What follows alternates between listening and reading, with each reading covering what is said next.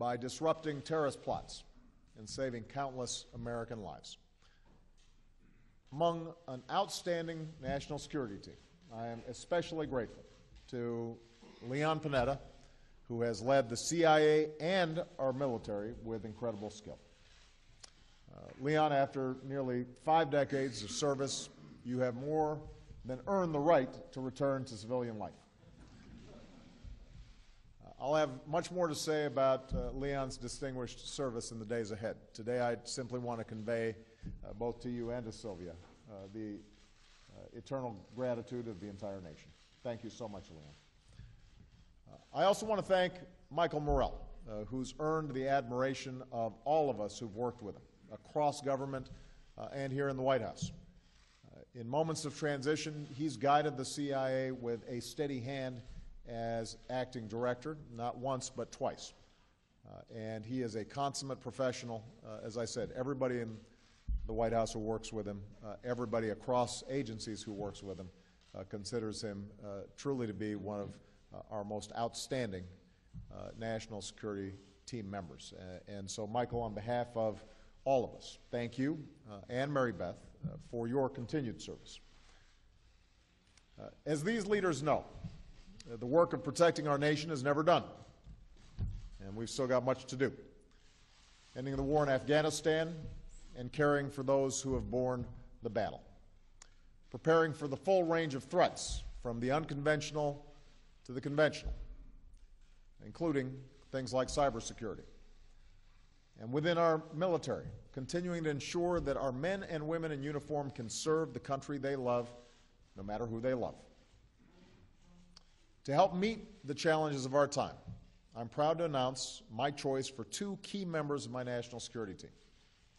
Chuck Hagel for Secretary of Defense, and John Brennan for Director of the Central Intelligence Agency. Now, Chuck Hagel is the leader that our troops deserve. He is an American patriot. He enlisted in the Army and volunteered for Vietnam. As a young private and then a sergeant, he served with honor alongside his own brother. When Chuck was hit by shrapnel, his brother saved him. When his brother was injured by a mine, Chuck risked his life to pull him to safety. To this day, Chuck bears the scars and the shrapnel from the battles he fought in our name. Chuck Hagel's leadership of our military would be historic. He'd be the first person of enlisted rank to serve as Secretary of Defense, one of the few secretaries who've been wounded in war, and the first Vietnam veteran to lead the department. As I saw during our visits together to Afghanistan and Iraq, in Chuck Hagel, our troops see a decorated combat veteran of character and strength. They see one of their own. Chuck's a champion of our troops and our veterans and our military families.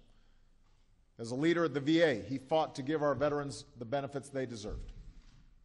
As head of the USO, he devoted himself to caring for our troops. Having studied under the GI Bill himself, he helped lead the fight for the post-9/11 GI Bill, so today's returning heroes can get their education too. Having co-chaired my Intelligence Advisory Board, he knows that our armed forces collect, analyze, and depend on good intelligence. And Chuck recognizes that American leadership is indispensable in a dangerous world. I saw this in our travels together across the Middle East. He understands that America stands strongest when we stand with allies and with friends. As a successful businessman, he also knows that even as we make tough fiscal choices, we have to do so wisely, guided by our strategy, and keep our military the strongest fighting force the world has ever known. Maybe most importantly, Chuck knows that war is not an abstraction.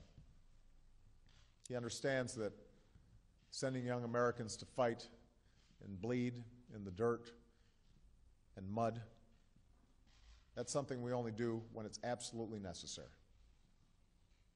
My frame of reference, he has said, is geared towards the guy at the bottom who's doing the fighting and the dying. With Chuck, our troops will always know, just like Sergeant Hagel was there for his own brother, Secretary Hagel will be there for you. And finally, Chuck represents the bipartisan tradition that we need more of in Washington. For his independence and commitment to consensus, he's earned the respect of national security and military leaders, Republicans and Democrats, including me. In the Senate, I came to admire his courage and his judgment, his willingness to speak his mind, even if it wasn't popular, even if it defied the conventional wisdom. And that's exactly the spirit I want on my national security team. A recognition that when it comes to the defense of our country, we are not Democrats or Republicans, we are Americans. Each of us has a responsibility, Chuck has said, to be guided not by the interests of our party or our president even, but by the interests of our country. So, Chuck, I thank you and Lilibet for agreeing to serve once more in the interests of our country. Now, when I'm on the subject of patriots, let me say a few words about John Brennan. In John Brennan, the men and women of the CIA will have the leadership of one of our nation's most skilled and respected intelligence professionals, not to mention that unique combination of smarts and strength that he claims comes from growing up in New Jersey.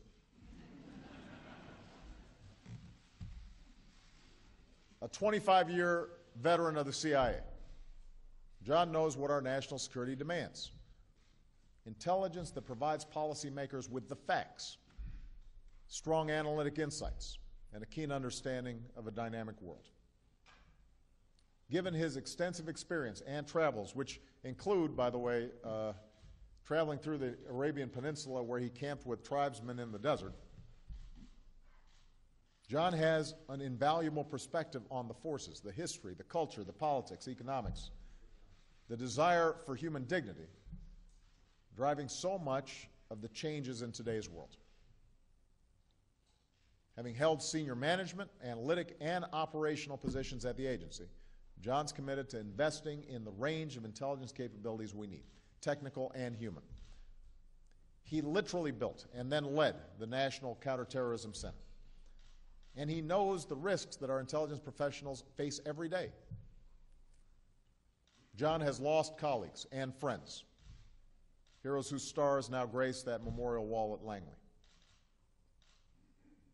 For the last 4 years, as my advisor for counterterrorism and homeland security, John developed and has overseen our comprehensive counterterrorism strategy, a collaborative effort across the government, including intelligence and defense and homeland security and law enforcement agencies. And so think about the results. More Al-Qaeda leaders and commanders have been removed from the battlefield than at any time since 9/11. Their communications, recruiting, training, finances are all under enormous strain, all of which makes it harder to plan and carry out large-scale attacks against our homeland. And our entire team, including our exceptional Director of National Intelligence, Jim Clapper, will remain relentless against Al-Qaeda and its affiliates. In all this work, John has been tireless. People here in the White House work hard, but John is legendary even in the White House for working hard. He is one of the hardest working public servants I've ever seen. I'm not sure he's slept in 4 years.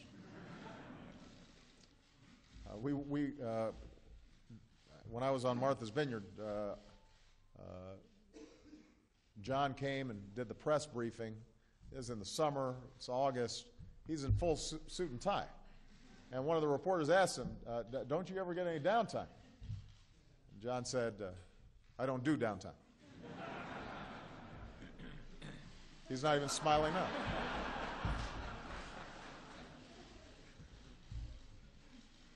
There's another reason I value John so much, and that is his integrity and his commitment to the values that define us as Americans.